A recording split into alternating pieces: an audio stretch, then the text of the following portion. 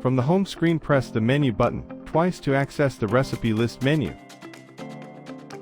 Press the up and down buttons to navigate through the menu and select cool down mode.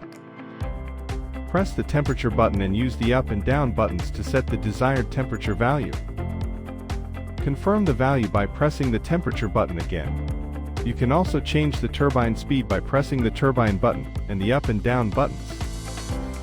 Confirm the value by pressing the turbine button again. Start cooling by pressing the button. Wait until the process has finished.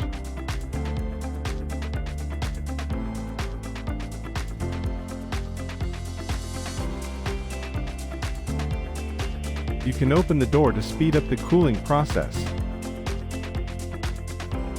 But if you close the door during this process, the process will be suddenly interrupted. So it will be necessary to restart the cooling process.